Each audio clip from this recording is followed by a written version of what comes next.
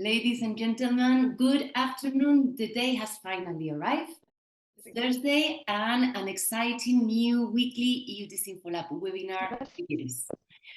It's a pleasure to see already so many of you here today, and well, the sheer number of registrations underscore the tremendous interest TikTok sparks.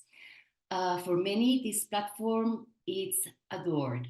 For others, it's viewed with both fear and suspicion. We, the counter disinformation community, and just to keep it simple, we do not lose sight of TikTok. And so today we are embarking on a journey. It's a short one, but certainly a journey to delve deeper into the goods and the bads of this app, of this platform. So welcome to this webinar, Propaganda and Disinformation in the Era of TikTok. Before we begin, I'd like to go over a few housekeeping rules. So first, this session is being recorded and the replay will be available in a couple of days on EU DisinfoLab YouTube channel. We are going to use the tool Slido during the Q&A, so you can please already start connecting to this tool by scanning the QR code that you see on your screen, or by typing slido.com #disinfo. We encourage you to use this tool and to be active and to participate in the Q&A session. In the meantime, so you know, I will be serving as your moderator during this webinar. My name is Ana Romero, and I declare myself addicted to TikTok. Jokes aside, well, it's not that much a joke. I'd say that TikTok is the ideal platform for misinformation and disinformation because it's captivating. And as a researcher, everything I see, everything I hear on TikTok, I scrutinize. But not everyone has the tools to be able to do that. So that's why I can't wait any longer. Let's kick things off by welcoming our speaker, Markus Bösch, who publishes the leading subscriber newsletter, Understanding TikTok, very interesting one. Markus works as a researcher and communication advisor, and he's a research fellow at the Hamburg University.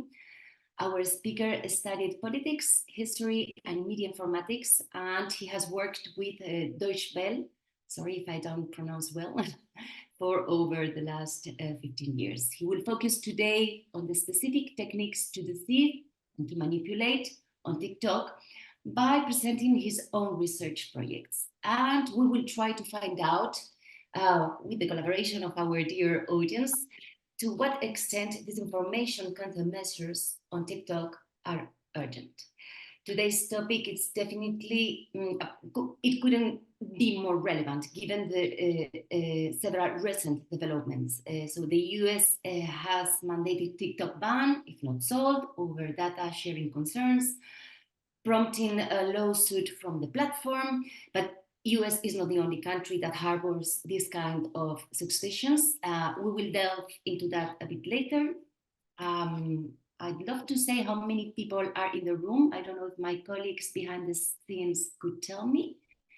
Thank you so much, in any case, to everyone for being here today. Welcome again to all of you. Markus, you are co-host, so you should be able to share your screen. The floor is yours for the next 30-35 minutes.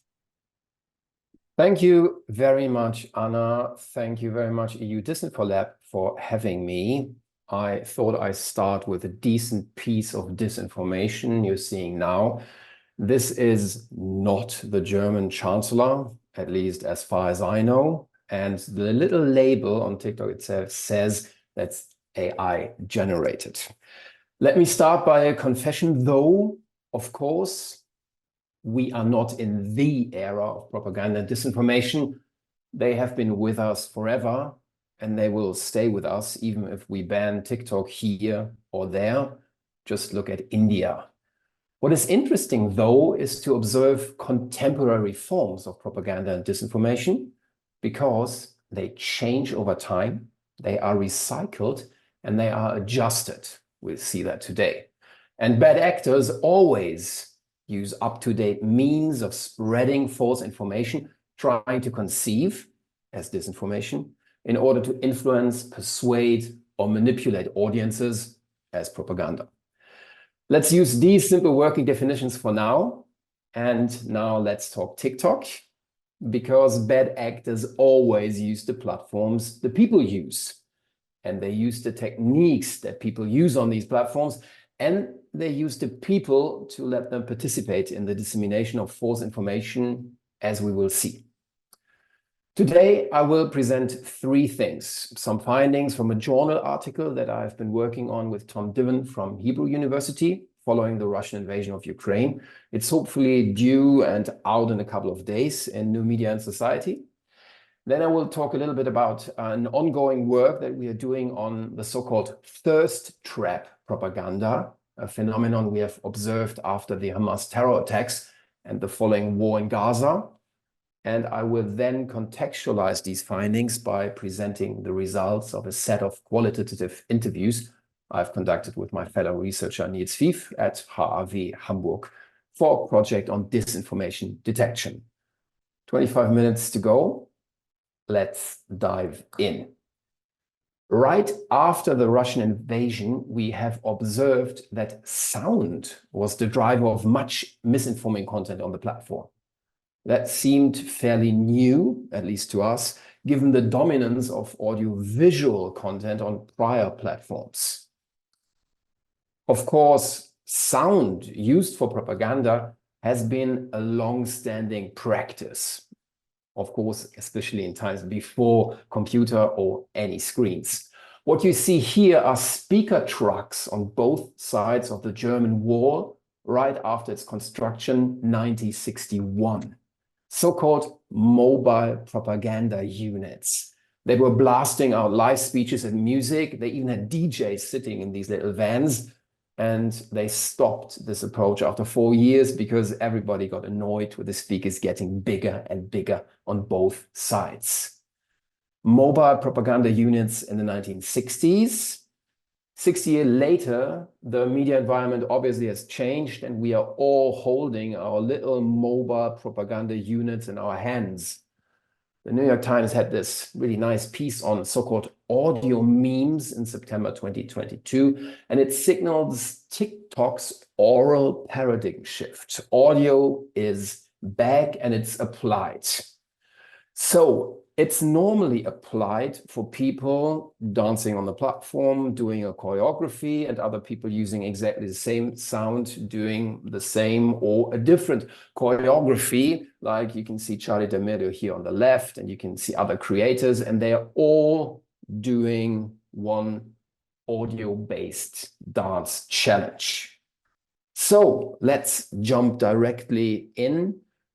And let's check out TikTok during the Russian war in Ukraine, because this sound that was applied in this pretty normal, ordinary platform practices was hijacked by Russian influencers who were using the exact same sound, but they were actually performing a modified version of the dance that ended in showing the Z, the sign for the Russian invasion.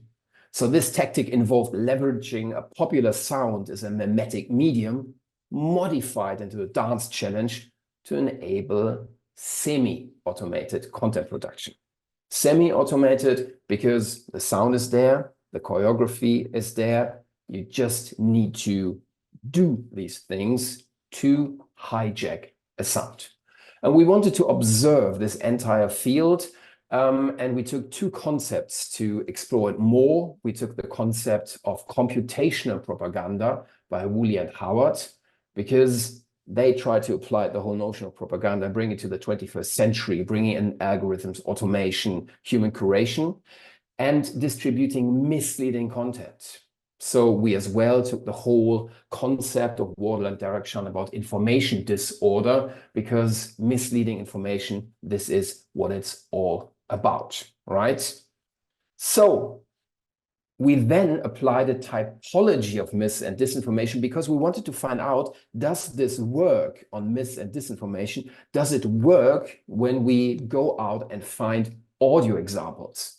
And to jump into it again, yes, it does. So what we observed on TikTok after the Russian invasion of Ukraine was that both sides applied sound-based techniques to spread from satire and parody to manipulated content to spread a lot of mis and disinformation. The Ukrainians, most of the time in our findings, more applied low information disorder strategies like satire, misleading content, coming to that in a second, while the Russian side really applied high information disorder strategies like totally manipulated content. And I will run you through 3 very tiny little examples. So what you're seeing here is the dancing soldier. He was seen dancing to Michael Jackson, a lot of other songs. And these videos here, they served as an amplifier of crafted pro-Ukrainian perspectives of the war. There wasn't any fighting, killing, or death. There weren't any traces of fear, hate, or panic. These performances exposed audiences to propaganda messages intended to sway public opinion in favor of Ukraine. And segments of these videos were later incorporated into a campaign called Visit Ukraine by the Ukrainian Tourism Board. And as you can see, they accumulated a lot of views. I want to dive a bit deeper here because I want to bring in the notion of political authenticity, because we'd argue that what you've just seen is a social performance. In this case, not a politician, but a soldier, nonetheless seeking to construct an authentic self in the public sphere that TikTok is. There was a whole backstory about this soldier, that he's only dancing to show his young baby daughter that he's still alive. And if you take the notion of political authenticity, you can see what's happening here. So on the left side, you have a performed political authenticity, and it's mediated through direct channels to an audience. So this is new in the 21st century. This is new on TikTok and the prior platforms. We're not solely relying on the mass media. Nonetheless, the whole news media were affected by that because there were a lot of articles about this TikTok phenomenon of the dancing soldier. Low information disorder here. What you will be seeing here, unfortunately not hearing, but what we're seeing here is so-called imposter content. This could be seen on the platform all over during that conflict. It was relying on a sound. You could hear gunshots, and a lot of users on the platform were applying these sounds, just as they were applying sounds of dance music before. Now they were mimicking being inside the conflict zone.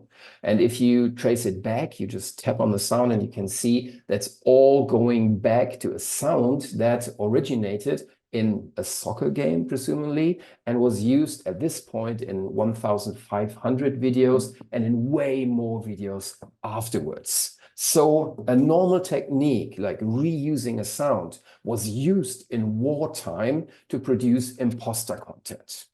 And this might, in most of the cases, qualify as misinformation content, not actually trying to deceive. Nonetheless, it can be applied to deceive. Just imagine applying that sound in different countries like nearby or probably in the European Union.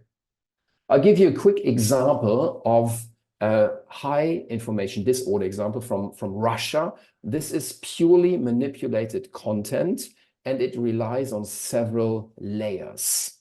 So on a visual level, we have a fake lower third that was added to this clip, indicating the factual information that 57 people were killed on the first day of the invasion, according to the Ukrainian Health Ministry. This is factual information. Nonetheless, the visuals that you're seeing in the background are from an Austrian television news report where climate demonstrants have been protesting. Climate protests were going on, and they had these body bags, and of course they were not dead, so at some point they were getting out of these body bags. And this video, with an additional audio from a US news report, was like, in the end, trying to show that Ukraine was spreading lies.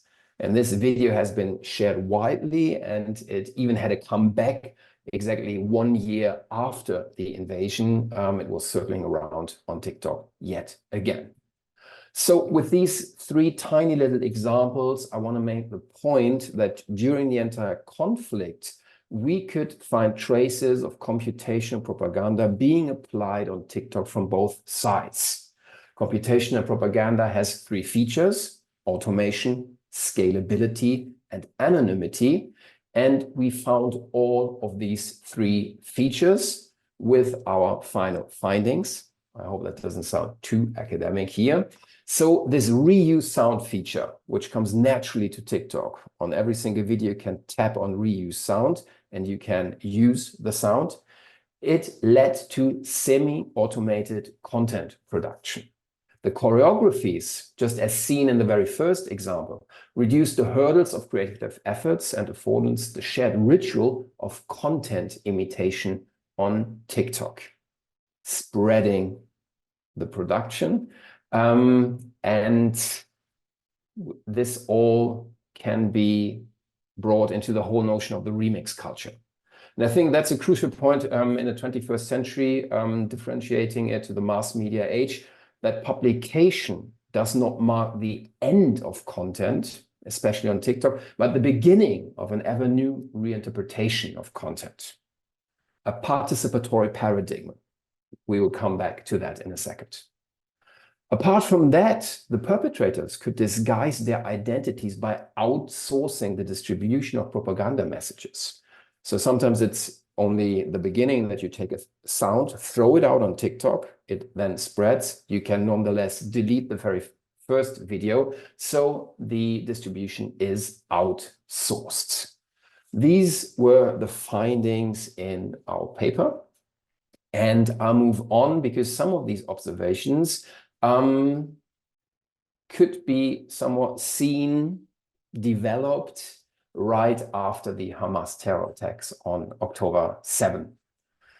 Because there's been a noticeable rise in female Israeli soldiers posting videos on their private TikTok accounts where they dance in uniform, a tactic often referred to as thirst trap propaganda. So a thirst trap refers to photos and videos shared online, intended to attract sexual attention and trap engagement. Like, as you can see here, beautiful warriors on fire, dancing around with weapons. What we see here is that everyday platform practices, yet again, in this context, were utilized to frame a narrative, to minimize and trivialize the perception of violence, if you want. And yet again, just as with the sound example, this is not like brand new. From so-called pin-ups in World War II to psyop girls, also called military e-girls, a subculture that has developed on TikTok during the early 2020s, it can be just traced back. And especially on TikTok, where this whole thirst trap notion comes with a notion of movement and dance. Dance, in the context of war and military, can be even traced back to Greek weapon dances in Sparta, if you want. And IDF has historically used dance as well, yet grappled with dance on social media. So before we jump into the events 2022, 2023, 2024, we need to go back to 2010. Because in 2010, dancing soldiers in the Israeli military were punished and forced to make educational videos against similar incidents in the future. We're talking 2010, so we are in the YouTube era.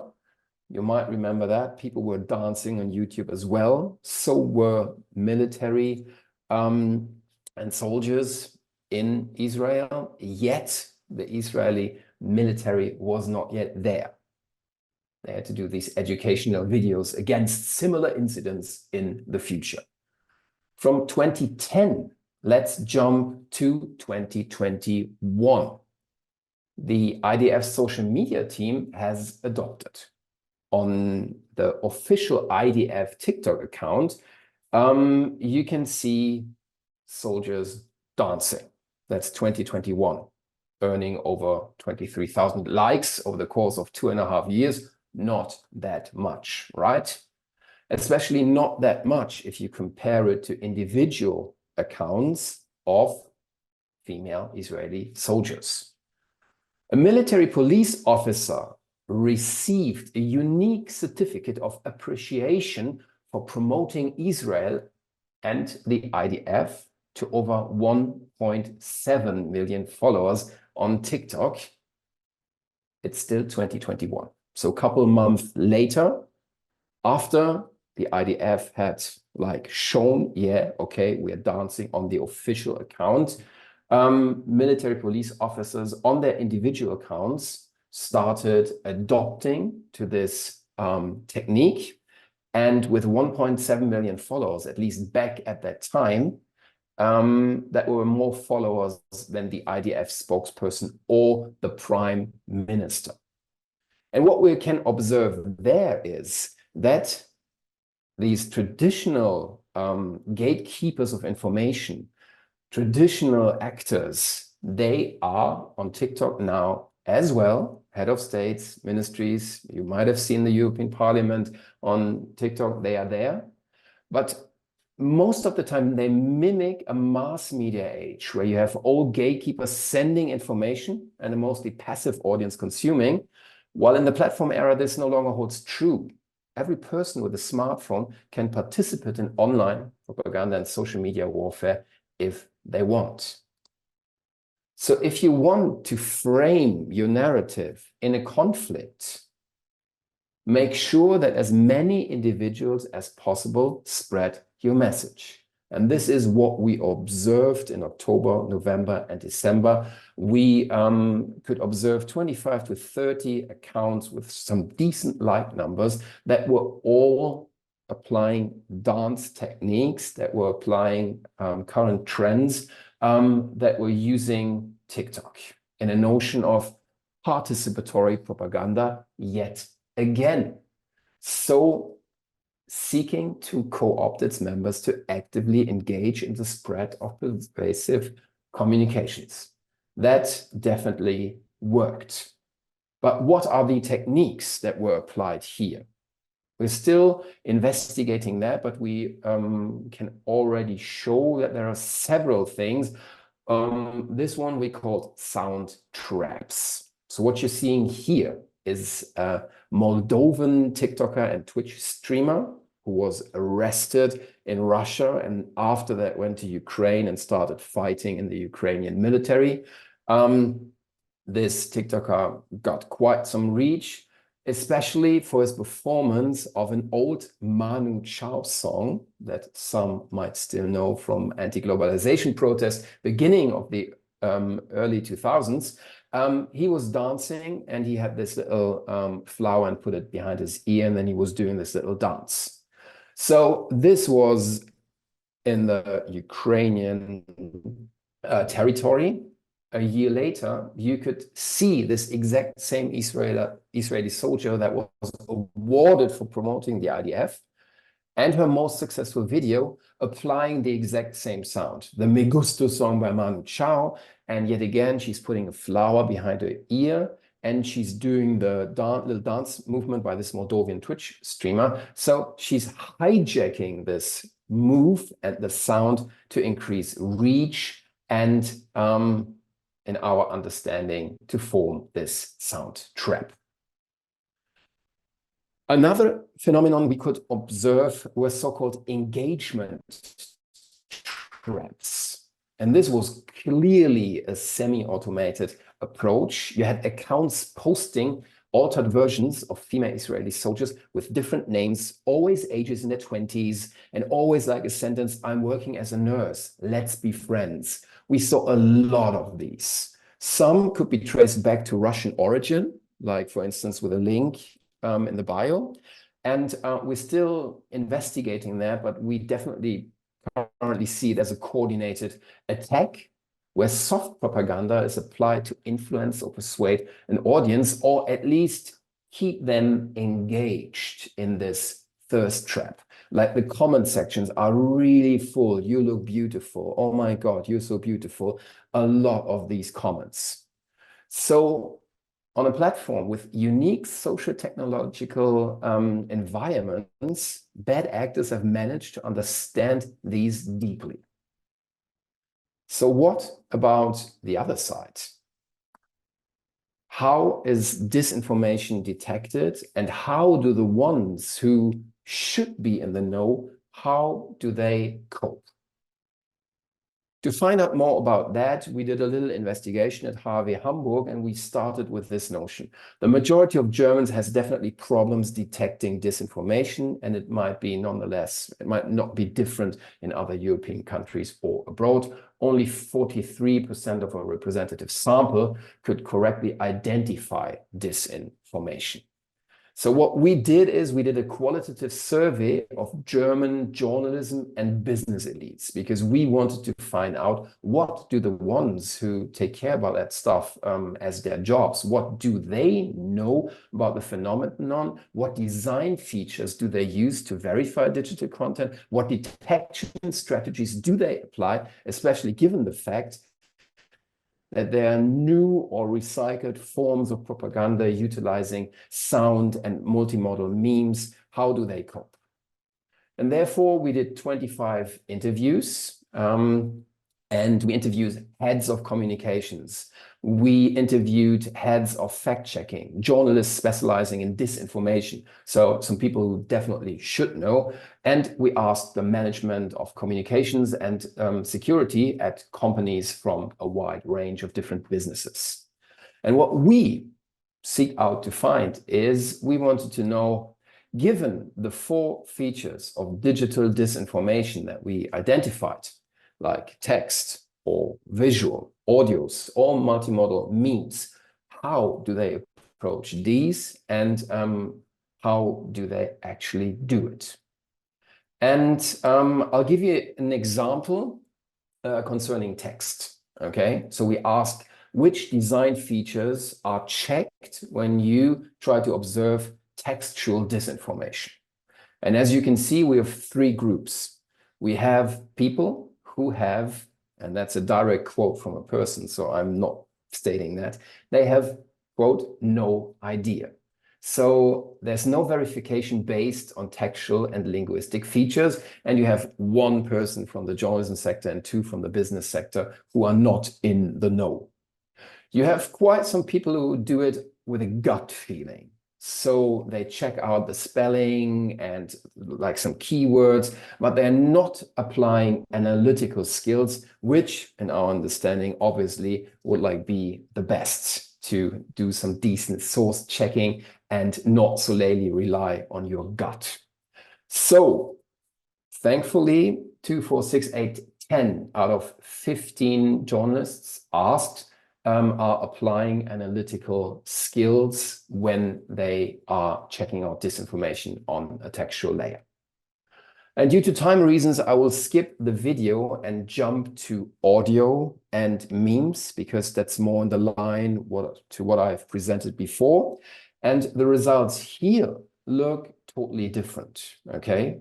So just keep these ones concerning text in mind. They might seem more or less okay.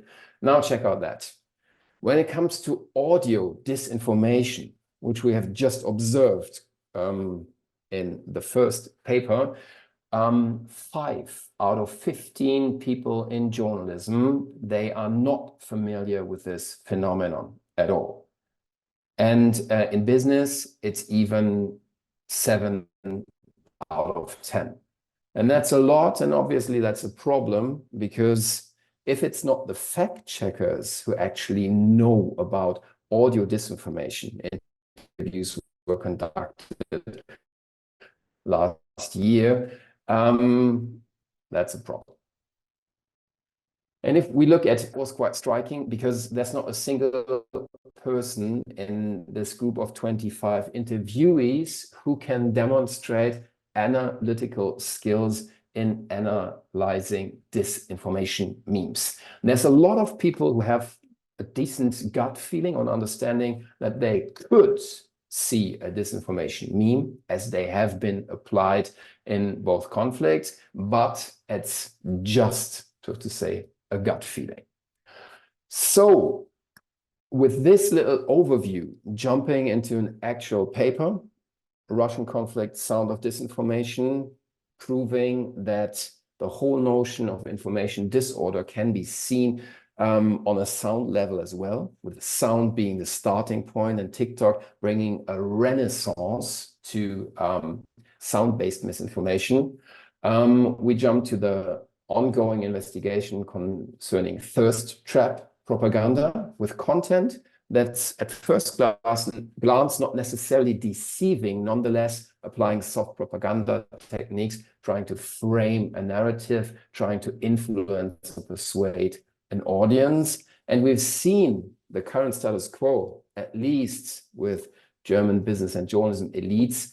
There's an urgent need for countermeasures. And as always, that's easier said than done. I'm not 100% sure if literacy is the only thing that can be done here. We could discuss who is responsible for countermeasures. Is it the platform? Is it politics? Is it the entire society? But we have enough room and space to discuss that in the now continuing debate. Thank you very much for your attention.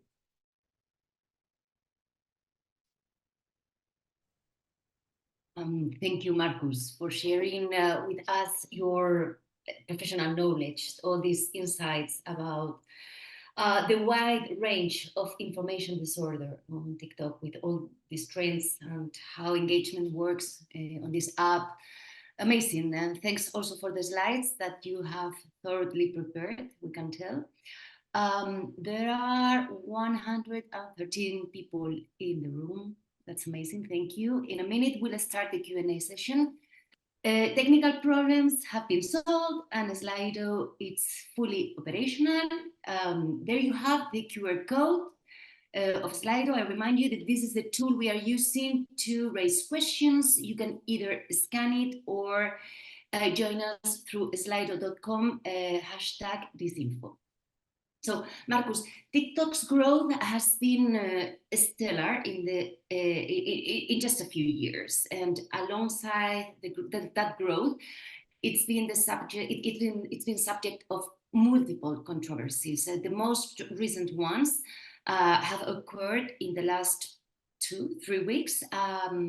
So, the possibility of a US ban. France recently blocking TikTok in New Caledonia, in its territory, New Caledonia, and the astonishing interview of the head of Canada's Security Intelligence Service, who claimed that there is a very clear strategy from the Chinese government to acquire personal information from anyone around the world. Last year, the European Commission, also Canada and other countries as well, banned TikTok on official devices. For security concerns. Also, the European Commission opened proceedings against TikTok under the DSA, the Digital Service Act. So indeed, a bunch of not great news for TikTok, who says that those assertions are unsupported by evidence and that they violate the right to free speech. So, Marcus, all this intro just to ask you, what do you think? It's banning TikTok the solution to avoid alleged foreign interference and manipulation? For example, here in Europe, wouldn't be enough to try and intensify the regulatory framework like the DSA to protect users without needing to block or ban the app? That's obviously a big topic. I could continue talking about that for hours. And it has been ongoing, right? We had banning discussions before. TikTok is already banned in some countries. And as you can see in India, as already mentioned, disinfo has not just flown away and problem is solved, but now it's on the other platforms. And we still have an election in the US. So one of the candidates is actually opposing, at least for some time now, he has been opposing a ban. So we still just don't know what it's going to happen, right? I personally see the Supreme Court coming to action. And the huge question we have is, are these measures reasonable? Because we have two perspectives on the entire thing. On the one hand, we have fundamental communication rights, and they are super strong in the US because of the First Amendment. And on the other hand, obviously, we have protection against a foreign adversary. And what's on the table is like espionage and propaganda. Yes, yet again, are these measures reasonable? Do we, in quotes, so to say, as the US, as the land of the free, do they want to copy strategies of autocratic states like France has? Because with France blocking TikTok in one of its overseas territories, this has been a first of its kind move within the European Union. And I would be super, super skeptical from this fundamental communication rights point of view that you just go and single out one platform. Because how reasonable is this approach to single out one platform when you have all the other, if you want, Chinese apps in the top download charts as well? So what do we do after we've banned TikTok? Do we continue banning all other Chinese apps? And what about the platforms in the US who are most of the times doing exactly what TikTok is doing? So from my point of view, these measures are not reasonable. The argument that's at the bottom, in my understanding, is more like a moral panic and geostrategic and business points. But let's wait and see, because after the entire history of the last 4 years, nobody in the room knows what is going to happen until the end of this year and in 2025.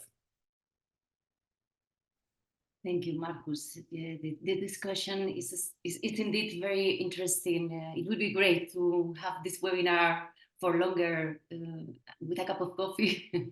Now, I'm happy to open now the Q&A session. We have, more than 18 minutes, so this is good. We'll start with the one on top. Marcus, do you think anti-disinfo institutions should use the same attention-garnering strategies that are used by disinformation spreaders? My question would be, for exactly what? For like pre or debunking disinformation? Probably yes. The whole disinformation discourse, from my point of view, is a bit tricky here because on the one hand, after having been in that field for quite some time, I'm pretty convinced that we will not solve like disinformation. We will not come to a point and go like, yeah, disinformation solved, case closed, because it will be there on all the platforms, because it's deeply in the human nature to deceive, manipulate for the own interest. And the other thing is, if you look at attempts countering disinformation, they most of the time rely on an analytical, rational approach. Like, look, we explain it to you. This is false, and this is like the factual truth. And I'm not super convinced that this approach is working, because it still needs a common and shared understanding of analytical and rational narratives. So you have people, for instance, the whole notion of Donald Trump and followers, who might know that something is not factual, but they just don't care. So disinformation here is just a starting point for deeper problems in society. And it's more like an emotional topic. So using the same attention-garnering strategies that apply emotional strategies to open up the floor to get reach and then go to the information, I think that could definitely be something. Definitely. So this question, I just missed it, Maria, the one about elections. Well, basically the question was, what's the role of disinformation in the upcoming elections? If you don't mind, if the person who wrote this question doesn't mind, may I say something else? EU elections are indeed in the corner, and online disinformation and manipulation is a real worry for the institutions. So the most radical right-wing parties are very popular on TikTok, Marcus, since they are in search of the youngest vote, among other reasons, probably. And these radical parties, they also have a large group of followers, influencers who amplify their discourse, even radicalize it. They are also avid users of deepfakes. Would you say that there are coordinated efforts? Would you say that this content amplification has only political agenda purposes or also monetization issues? Big question. Yeah, well, let's stick with the EU elections for a bit. I've just written a little article on that. Unfortunately, it's in German only at Bundeszentrale für politische Bildung, because it's exactly on that, disinformation prior to the EU elections. And yes, there is disinformation, and I'd argue it's part of several bigger propaganda narratives by foreign adversaries. The thing here is it's not so necessarily just about the EU elections. That might be a short-term goal to attack them, but there are broader narratives. And this is actually a bit frightening. For example, in Germany, CEMAS, an NGO, has done a study that actually pro-Russian narratives in German society, they have been seen more and more positive due to the massive amount of Russian propaganda being spread all over the place, and especially to Germany. So the disinformation I'm currently seeing on TikTok is not necessarily about like the EU election, it's a big fraud. It's more like again and again the same touching points. So it's like constructing this queer, woke, elitist approach. It's this climate change might be out there, but it's not really relevant. And all that could be seen prior to the EU elections. But honestly, I'm not 100% sure the EU elections are like as important as national elections or even regional elections for people trying to disseminate disinformation. But it's definitely out there. It's happening right now. But would you say that TikTok is doing enough to combat electoral disinformation? Yeah, that's a big question. And that's yet again the question, who should be in charge? Of course, the platform needs to do something, and all the platforms, it's not only TikTok, they could do more. Nonetheless, these platforms, and especially TikTok yet again, they're really good at PR. It's always the same talking points from TikTok. We're going to save the integrity of the entire election. We're working together with fact checkers, and we have these little labels, and we have this info center where you can get decent information about the EU elections. And that's all true, and it's all fine. The thing is that enough, or is there a need for doing more? On the other hand, I think you cannot solely rely on the platform to solve the whole case. So I think society and politics are there, and they should do something, and especially with the DSA and the Commission actually investigating right now, something is happening. Nonetheless, users, parents, teachers, they should talk about that. They should discuss content they've seen, and they should just like step up their literacy game, because if they wait for the platform to solve this problem, this is not going to happen. Thank you, Marcus. Next question. Your investigations raised the following question. Could you explain your methodology? How did you verify imposter content at scale? The TikTok research AP, you're from academia, maybe you have access to data? Unfortunately, we've done this investigation right before TikTok rolled out this API access, even though everything I've seen, especially from Stiftung Neue Verantwortung, they have a great TikTok audit blog. They are very skeptical about the actual variables that you can get from the API. Nonetheless, might be super, super useful. Our approach was more qualitative. So what we did is like the old school walkthrough method, just checking the app on a daily basis for a short amount of time, like looking for information-rich cases, doing qualitative analysis. Nonetheless, we are diving into the numbers as well by at least looking out for indicators for reach. So we check like the likes, followers, comments, etc., to get a glimpse on this quantitative aspect. But as it was a very first approach, it's already 1.5 or 2 years old, we more relied on a qualitative analysis in the videos.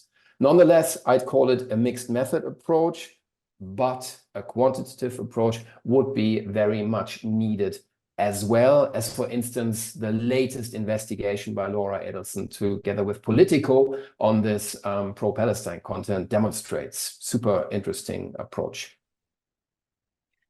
Marcus, next question. Is there a tool for checking the authenticity of audio, like Google Lens for visuals, for instance? That's a very, very good question. And so far, I haven't seen one. When it comes to tools for audio, you're either like hardcore into the really tiny little bits of going really down into the audios, so more like a computational approach, or you're missing out on any, at my knowledge, freely available tools to do more investigation. On the other hand, it's fairly simple if you're on TikTok to simply tap on the audio to come back to the source audio, and then you can directly see who has used this audio. So there's definitely need for more and better tools when it comes to the investigation of TikTok besides the API. And I'm not 100% sure where to share it. I just throw it to the chat because I started collecting tools to investigate TikTok. It's a link, it's a little list called TikTok tools. And there you can check out a bunch of freely available tools to investigate TikTok. And if anyone else has another cool tool, please feel free to add it. I have it because little promo here. So there is this Inbit We Verify plugin, and they are developing new artificial intelligence tools, and voice cloning detections will be soon launched. So I just leave it there. Also synthetic images, deepfakes, but voice cloning detection, first step. So it's an open source tool, so I don't gain anything. Marcus, do you know research on how the German education system school develops countermeasures in form of media literacy or others? Well, there are a bunch of places where you can find more information on that. For instance, with the German press agency DPR, they have a project called Use the News. And they have a really vast database of projects. And I'm pretty sure that you can find some ideas concerning that.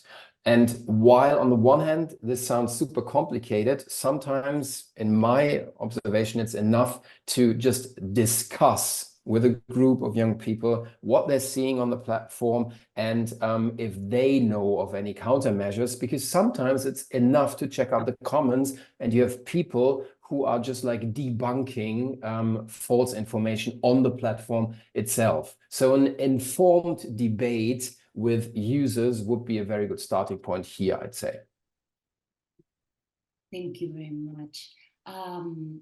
Please post the link to TikTok tools. We are unable to do that, dear audience, but we will make sure you have access to it when we upload this webinar on our website and YouTube channel. Marcus, thirst traps are obviously targeted towards males. Do you think protection strategies should develop interventions appealing to men of a specific age online? That's a very good point. So the thirst traps we've just seen, absolutely, they're more like for the heterosexual, heteronormative males, but the phenomenon itself can be observed in all directions, at least as you're like indicating some sort of body or sexuality. This protection strategies appealing to certain people, that's a very good point, because that's one thing, for instance, that the German in parts right-wing AfD is doing on TikTok as well. They are targeting super niche groups in each of the videos. So if these bad actors are doing it, the other side, so to say, should apply similar techniques. So if you think about pre or debunking, think exactly about your target audience and sometimes a more niche approach. One video for a specific target audience, another video for another specific target audience, in my observation, is way more successful than having this very broad approach. We're telling you how it's done. Okay, this is a good suggestion. It looks like a good suggestion. Should organizations use the same sound mimi framework to create counter disinformation content on TikTok in order to build literacy and awareness? There's a bunch of really good TikTok accounts who are doing an amazing job in fact-checking things. Another technique would be exactly that, like, why not hijack the hijacker? So if you see Russian disinformation hijacking popular sound, you nonetheless can apply the sound and produce some counter narrative in order to like strengthen the literacy. I think that's a very strong approach, because obviously concerning memes, you have websites like the Know Your Meme database, but nonetheless, the knowledge is not everywhere where it should be. So yeah, why not? Here we have a follow-up question. Media literacy is perhaps not sufficient to counter these complex disinformation strategies. Do you think of other complementary options? Yeah, that's a big one. And I'm trying to wrap my head around that, because it's all of the time, it's very easy to say, yeah, we need to increase media literacy. What does that exactly mean? And media literacy does not solve big societal problems that might fuel disinformation, that might fuel certain narratives. So like countering right-wing views on the platform, I think it should be an approach that stands on several pillars. Media literacy is one, but I cannot right now say, and then we need to do this and this and that. This costs that much, and then we'll have a solution. But I'm absolutely sure that this approach, not relying on media literacy, whatever that might be, is fueling a solution. So thank you very much for this remark. Marcus, we cannot close this session without talking about algorithms and artificial intelligence. So first of all, is it possible for TikTok to develop rules that minimize AI's potential risk, especially the spread of disinformation, while expanding innovation? Well, the first image of the German Chancellor I've shown you, it has this little AI label somewhere down there. If you want to see it, you see it. Nonetheless, in the comments, people are discussing. Some go like, haven't you seen it's AI labeled? But some people go like, yeah, but maybe that's not true. Maybe the Chancellor is just well trained. And out of this little trend, something else has developed, because a lot of people now in official German Chancellor videos, they just type in the word bodybuilder to reference this whole disinfo narrative. So what I want to say is, yeah, it's very easy to put a tiny little AI label on something, but it's not solving problems. Solving problems. We have one attendee that he's making a remark about the previous topic, the media literacy. She's saying that there are many initiatives online for media literacy, especially for teaching younger people in Germany, click safe, teach today, safer internet, etc.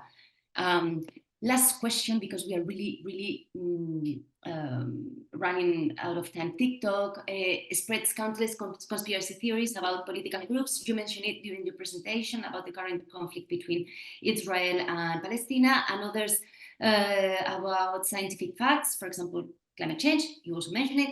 Chemtrails. This is because users want to see that content, or the algorithms on TikTok are pushing them towards them. You have 1 minute.